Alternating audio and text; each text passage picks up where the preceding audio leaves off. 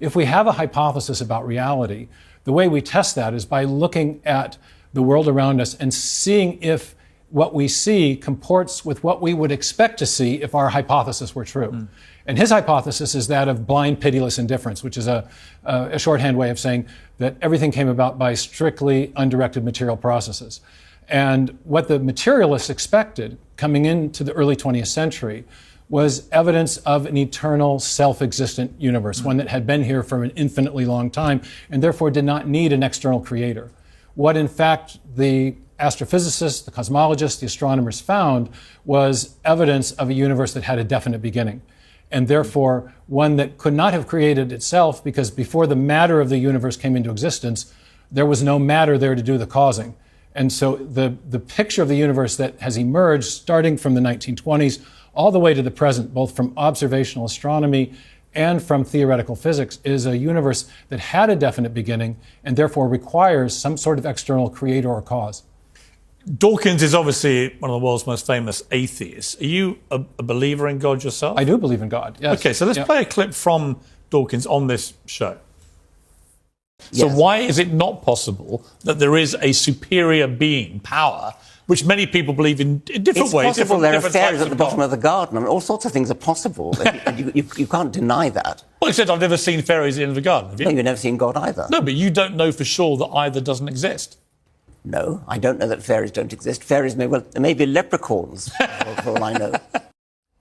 You know, my big question for all atheists, well, is, okay, you don't believe in God, but what was there before the Big Bang, before this all started? In other words, what was there before supposedly nothing? What is nothing?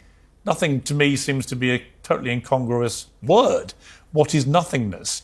And if you can't explain it, to me, and I believe in God, but to me, it suggests there must be a power bigger than the human mind at the start of all this that was able to comprehend what may have happened, because we can't. Right. Dawkins wants to portray theistic belief as if it's equivalent to belief in fairies, and he'll concede that, well, it's possible. But I think there's a stronger argument for the theistic case. And that is that when scientists and philosophers reason from evidence, they typically use a method of reasoning that has a technical name. It's called inferring to the best explanation, where the best explanation is one where you're invoking a cause which has the kind of powers that would be required to explain the phenomenon of interest. And you correctly pointed out in your conversation with him that when you get back to that, what physicists often call the singularity, the point where matter, space, time, and energy begin to exist, the materialist is really up against a huge conundrum, because prior to the origin of matter, there is no matter to do the causing. That's what we mean by the origin of matter, that's where it starts. Right. And so if you want to invoke a cause which is sufficient to explain the origin of matter, you can't invoke matter. It's in principle, the materialistic explanations are in principle insufficient. So you need to invoke something which is external to the material universe and is not bounded by time and space as well. And that starts to paint a picture of the kind of cause you would need that has the sort of attributes the traditional theists have traditionally associated with God.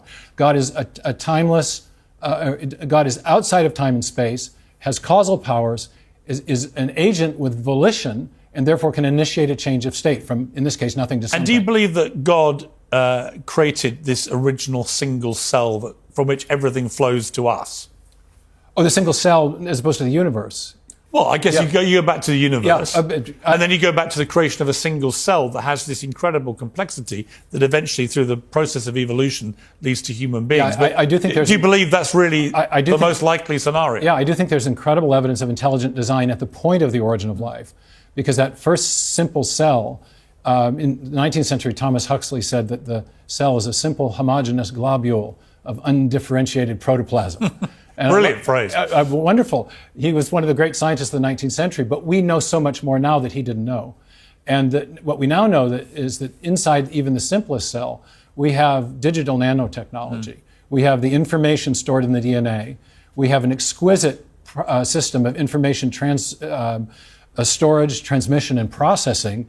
And that information is being used to build protein machines and other even more complex nanomachinery inside the cell. So it's a sort of automated factory run by digital information. People didn't know about that in the early 19th century. But do you believe, like I said, originally there's just one single solitary cell that's created? Well, right. Presumably, that's where... Is that what you think? I do think there was an original cell that was created. Because the theory of evolution says the journey from single cell to the full complexity of life on Earth and so on happened by random trial and error.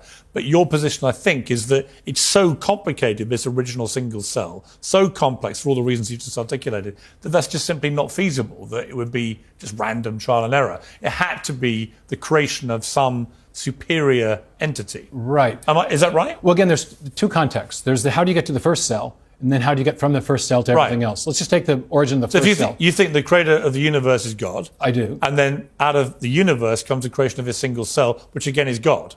Right. Here's the evidence, though, that when we see information in a digital or alphabetic or typographic form, and this is what we actually see in the DNA. When Francis Crick elucidated what he called the sequence hypothesis in the late 1950s, he realized that the 4 subunits along the interior of the DNA are functioning like alphabetic characters in a written text or digital characters in a section of software. What we know from experience is that whenever we say information of that sort, it always comes from a mind. Bill Gates, our local hero, has said that DNA is like a software program, but much more complex than any we've ever devised. Richard Dawkins has acknowledged that it functions like a machine code. Well, what we know is that software comes from a programmer. And in fact, whenever we see information of that kind, whether it's in a software program or a hieroglyphic inscription or a paragraph in a book, it always arises from a mind, not a material process. So the discovery of information at the foundation of life and even the simplest living cell, I argue, is decisive evidence of the activity of a designing mind in the origin of life. What is the Goldilocks zone? Another of your big bedrocks of your book. Well, this is one way that the physicists refer to something that they call the fine-tuning of the universe, or sometimes they talk about it, the anthropic fine-tuning. The idea is that the most fundamental parameters of physics fall within very narrow ranges or tolerances, outside of which we have discovered life would not be possible. Even basic chemistry would not be possible. So the force responsible for the expansion of the universe, called the cosmological constant, is fine-tuned. An accepted value is to 1 part in 10 to the 90th power. So a smidge faster or slower in that expansion, and you either get a heat death of the universe or you get a big crunch, a great black hole. In either case, life is not possible. That's just one of many parameters that fall within that kind of a sweet spot. So sometimes the physicists do talk about our living in a Goldilocks universe. Luke Barnes has written a wonderful book about the fine-tuning. A physicist who also did his PhD at Cambridge has written a book called The Fortunate Universe. So these types of terms are now making their way into physics because physicists did not expect that life would depend upon such an exquisitely and improbably arranged set of basic parameters. But there we have it. They did. This is what they found. But again, that comes back to the idea of a designer of all this. Well, one of the scientists who first discovered these fine-tuning parameters was Fred Hoyle. And Hoyle was a pretty aggressive scientific atheist. He opposed the Big Bang and even gave the Big Bang its name, the Big Bang, as a kind of pejorative to make fun of the concept. But after he discovered some of these fine-tuning parameters, he had a shift in his philosophical perspective, in his worldview. And he was later quoted as saying that a common sense interpretation of the data, the fine-tuning data, suggests that a super intellect has monkeyed with physics and chemistry to make life possible. And I would say I love the way the monkeys always make it into the origins discussion, even if it's in physics. It always goes back to monkeys. Always monkeys, either at a typewriter or something. Yeah. There are other scientific hypotheses that don't use God as an explanation for all this. One is the simulation matrix theory, which Elon Musk talks about, or the idea of a multiverse. And when I had Neil deGrasse Tyson on, the astrophysicist, he said this. What was there before the beginning of the universe? Everyone asks this question. What's the simple answer? Oh, I'm delighted I can respond to you. We don't know. But we got top people working on it. Okay. You know what? There may have been a multiverse. I like that. I like the honesty. So we genuinely don't know. People just don't know, right? We don't know. There might have been a multiverse that's birthing universes, and we're one of them. But that just pushes the question one step further before that. what was around before the multiverse. So we just don't know. It's a frontier question right now. What is your response? I mean, a lot of astrophysicists and Elon Musk and others think it's actually about the multiverse. For those who don't know, what is the multiverse? And what's your response to that? Sure. The multiverse is the idea that, yes, the universe is incredibly finely tuned against all odds to make life possible. But the explanation for that is not that there was a cosmic fine-tuner, an intelligence who set the universe up so that life would be possible, but rather that there's a billion or gabillions of other universes out there that have different combinations of these different settings of these different parameters, and that ours just happens to be the lucky one. And the reason that we have life in our universe is not that it was designed for life, but rather there was a kind of giant cosmic lottery that is responsible, and that life must have arisen somewhere. And again, we just happen to be in the lucky universe. Oh, and my response. Yes. Yes, right. Well, the multiverse hypothesis is specifically relevant to explaining this fine-tuning. But there's a problem with it, and that is that if you have all these other universes out there, the very existence of these other universes does not explain the fine-tuning in our universe. And here's why. If those other universes are separate from our own, then there's no causal connection between them. So whatever happens in those other universes has no effect on our universe, including it has no effect on whatever process was responsible for setting the fine-tuning. So in virtue of that, multiverse proponents have had to propose a kind of common cause of all the universes, a universe-generating machine of some kind that could allow them to portray our universe as the lucky winner of a giant cosmic lottery. And that's where the rub comes in. But is that possible? Well, yeah, there's a problem with it. And that is that all of the different universe-generating mechanisms that have been proposed, some based on something called string theory, others based on something called inflationary cosmology, themselves require prior fine-tuning in the universe-generating mechanisms. And so you explain the fine-tuning in this universe by invoking a universe-generating mechanism, but that mechanism in turn has to be finely tuned, and so you're right back to where you started without an ultimate explanation for fine-tuning. And yet we know from our experience that when we find something that's finely tuned, think of a French recipe or an internal combustion engine or a radio dial, fine-tuning always requires, in our uniform and repeated experience, which is the basis of all scientific reasoning, it always requires a fine-tuner, an intelligence. So given that the multiverse hasn't given an ultimate explanation for fine-tuning, the best explanation for fine-tuning is still intelligent design. You obviously have a gigantic brain, that's clear, and you obviously know all about this stuff. But are you prepared to accept you could just be completely wrong about this? Oh, of course, science is inherently provisional. What would you, I mean, if you could ask Neil deGrasse Tyson this, but if you could get the answer to any of life's great mysteries, if I said to you, come on, the two or three things you'd most like to know the answer to, that no one's ever worked out, what would they be? I think it's well, I just lost my mother.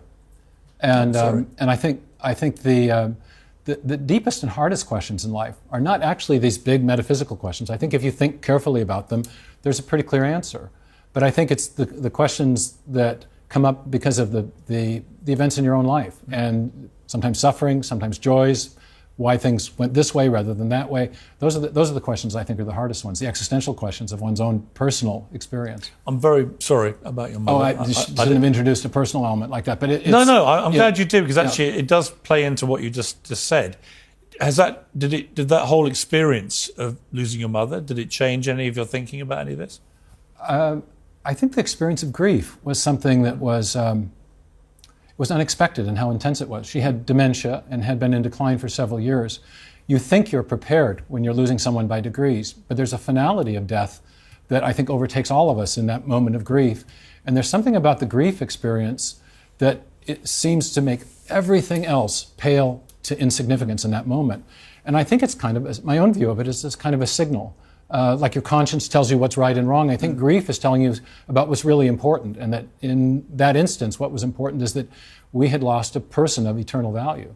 And so, I think it was, you're never really prepared for the loss of a parent, and I thought I was, but I wasn't. Do you take comfort because of your religious conviction that you'll see your mother again in an afterlife? I absolutely do, yeah. And I think when I was on the Rogan program, he was probing about both the objective evidence for belief in God and my subjective experience. And I would never base an argument to another scientist or philosopher on my subjective experience. But I think belief in God has, I think, legitimate objective and subjective basis. And I think that mysterious moment when you see a loved one passing, when the body is there, but the person is gone, it raises some profound metaphysical questions, or maybe a metaphysical awareness that there is something more than the material that is part of all of us. So in a way, what you went through with your mother may have actually intensified your own Certainly. belief in your theory about all Yeah, this. sure. Because you felt it. Yeah, exactly. You see, that's where whenever I argue with atheists, I'm always struck by their refusal to go there into stuff like that. And yet they must themselves, through their own life experiences, have moments and experiences which must test their own conviction that there is nothing else. Yeah, absolutely. I think it's a both-and thing if you're a believer. There's plenty of good, solid scientific evidence, good philosophical reasons for belief, but then there are these experiences too that we have along the way that suggest it's not just matter in motion. There's more to the world than the material stuff. When you hear someone like Richard Dawkins, when he's so emphatic that he's right, and believing in gods like believing in fairies and all this kind of thing, what do you respect that, or do you think it's just performative? Well, I honestly, he signed a book for me once in a line. I've never met him. But when I watched the interview you did with him, and I honestly, there's something about the guy. I love the guy. He's so intense about. He was quite rude about me afterwards. I don't know why. Because I really quite enjoyed the interview, and I thought it was quite Yeah, it looked like you were having fun. Yeah, I didn't think there was a problem. He clearly thought there was. But. I always feel that anyone who has that level of intensity about the big questions in life is someone with whom I share a kindred spirit. Now we're in the opposite. We've come to the opposite conclusion, but I also think he has this great talent for framing issues. The universe we observe has exactly the properties that we should expect. That's a great quote. If no design, no purpose. Another one, he says that biology is the study of complicated things that give the appearance of having been designed for a purpose. And yet, Dawkins himself acknowledges that he can't explain the origin of the first life. Right. So, and that to me, right there, his inability to do that is where his whole position to me collapses.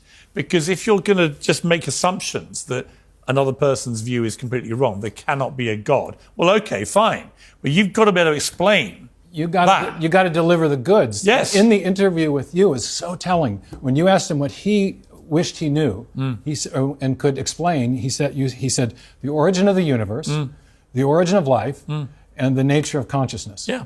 Well, those are the very things that materialism is. Not just that science can't explain those, a materialistic worldview fails to explain those. And actually, a belief in God is, in a way, endorsed by those big questions, because the human brain cannot come up with any other logical explanation. So a logical explanation based on science and data, it doesn't exist. And this is not God of the gaps. Okay, there are gaps there for materialism, but the materialists assume that any explanation that doesn't involve a purely material process is an explanation that is just filling a mere gap. But the rules of explanation are a little different than that. A good explanation provides a causally adequate explanation, where you infer an entity which, if true, would be capable of generating and therefore explaining the thing of interest. We look at the origin of the universe, and we understand that matter, space, time, and energy come into existence. Then prior to that, there's no matter again to do the causing. So materialistic explanations are inherently inadequate, and yet positing an external entity that has volition and agency does fit the bill. If true, that would provide a positive explanation. So here's the for tough origin of the question. universe. Because I've had family members who've renounced their faith over the Holocaust, for example. Right? How could a fair, just God allow that to happen?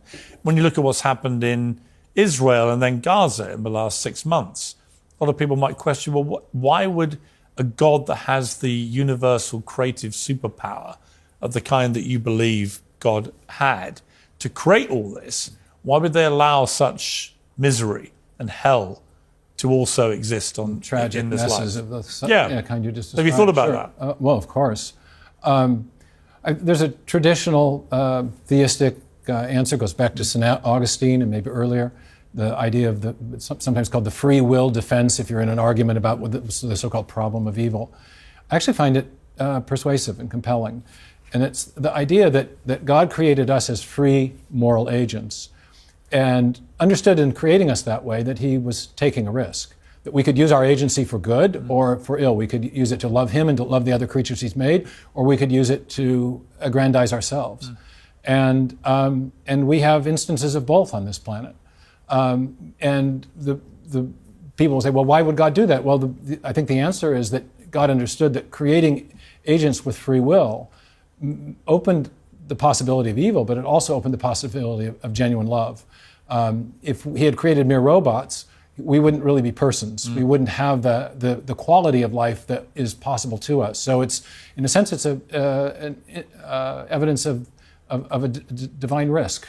But it was a risk that I think he deemed worth taking, and ultimately, in the Christian tradition, which you and I share, there's a plan for sorting all that out at the end. Redemption. Do you believe in aliens?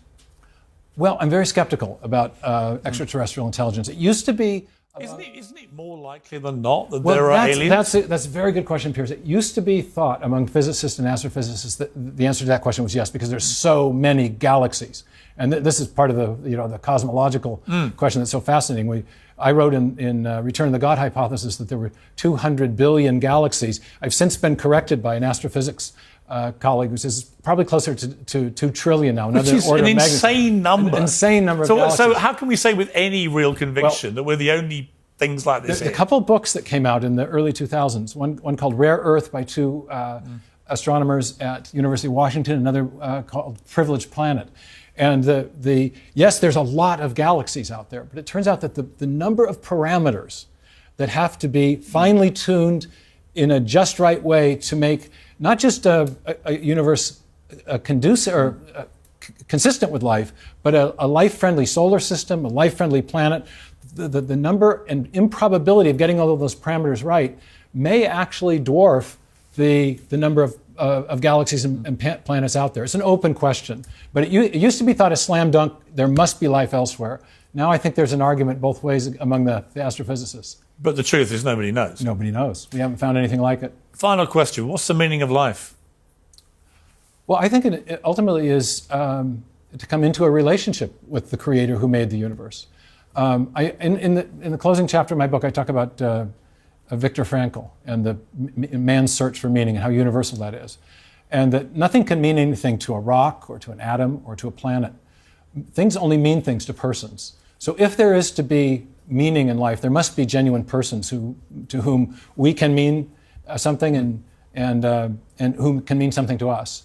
And yet we all die. And so I think if there is a God, it reopens that question of ultimate meaning. The French existentialists used to say of Sartre, without an infinite reference point, nothing finite has any lasting or enduring meaning. Right. But if there is an infinite reference point, and that infinite reference point is personal, that is to say, if the universe was created by a personal agent who wants to know us, then the possibility of enduring meaning is again on the table.